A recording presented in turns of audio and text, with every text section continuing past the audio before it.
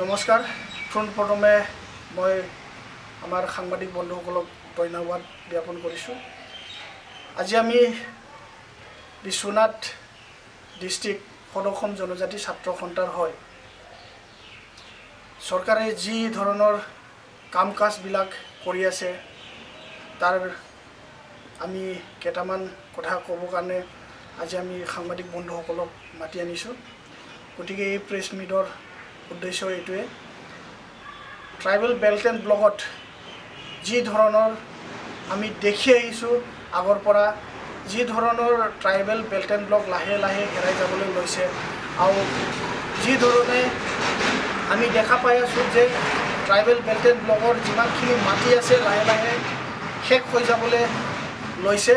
গতিকে আমি চৰকাৰক আহ্বান জনাওঁ যে যিকোনো আমাৰ ট্ৰাইবেল সমাজৰ ট্ৰাইবেল জনজাতিসকলৰ যিমানখিনি প্ৰপাৰ্টি আছে এই গোটেই প্ৰপাৰ্টিখিনি প্ৰটেকশ্যন দিব লাগে অসম গভৰ্ণমেণ্টে।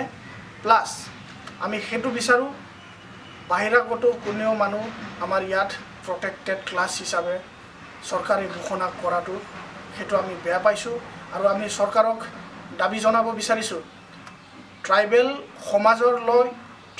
সমাজক লৈ কোনোদিনে যাতে খেলা নেখেলে সেইটো কাৰণে আমি চৰকাৰক আহ্বান জনাইছোঁ যাতে আহি থকা সময়বোৰত ট্ৰাইবেলৰ প্ৰটেকশ্যনৰ ওপৰত চৰকাৰে কাম কাজ আগবঢ়ায় আৰু লগতে ট্ৰাইবেল ইণ্ডিজিনিয়াছ পিপলসকলক যিমানখিনি আমাৰ অসমত আছে এইসকলক প্ৰটেকশ্যন দিবৰ কাৰণে মই চৰকাৰক অনুৰোধ কৰিছোঁ। আৰু লগতে মই দাবী জনাইছোঁ সদৌ অসম জনজাতি ছাত্ৰ সন্থাই যদি চৰকাৰে এনেকুৱা ধৰণৰ কাম কাজবিলাক কৰি থাকে আমি সদৌ অসম জনজাতি ছাত্ৰ সন্থাই কেতিয়াও বহি নাথাকিম।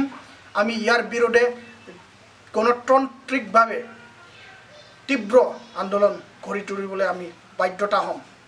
আৰু আমি কিছু কথা আপোনালোকক ক'ব বিচাৰিছোঁ যি ধৰণে যোৱা 4 তাৰিখে কেবিনেটত যি সিদ্ধান্ত লোৱা হ'ল এই সিদ্ধান্ত আমি কেতিয়াও মানি ল'ব নোৱাৰোঁ আৰু যদি এই সিদ্ধান্ত বাতিল নকৰে তেন্তে আমি সদৌ অসম জনজাতি ছাত্ৰ সন্থাই গণতান্ত্ৰিকভাৱে তীব্ৰ আন্দোলন গঢ়ি তুলিবলৈ বাধ্য হ'ম।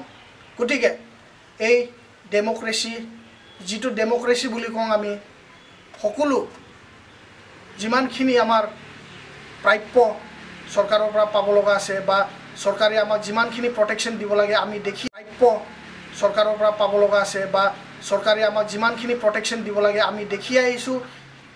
বিভিন্ন সময়ত বিভিন্ন ধৰণৰ চৰকাৰ আমি দেখি আহিলোঁ।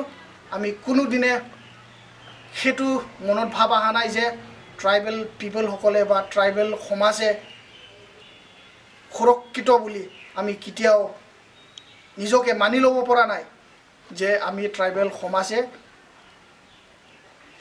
সমাজৰ যিমানখিনি মানুহ আছে এইসকল প্ৰটেকশ্যনত আছে বুলি আমি মানি ল'ব পৰা নাই। গতিকে আমি অসমৰ চিফ মিনিষ্টাৰ হিমন্ত বিশ্ব শৰ্মা ডাঙৰীয়াক ক'ব বিচাৰোঁ যাতে এই ধৰণৰ ট্ৰাইবেল এণ্টি ট্ৰাইবেল ৰল যাতে প্লে নকৰে। অসমত গোটেই অসমখনত প্ৰতিটো ডিষ্ট্ৰিক্টত আমি বাধ্য হ'ম যে গণতান্ত্ৰিকভাৱে অসমখনত প্ৰতিটো ডিষ্ট্ৰিক্টত আমি জংগী আন্দোলন তুলিবলৈ বাধ্য হ'ম।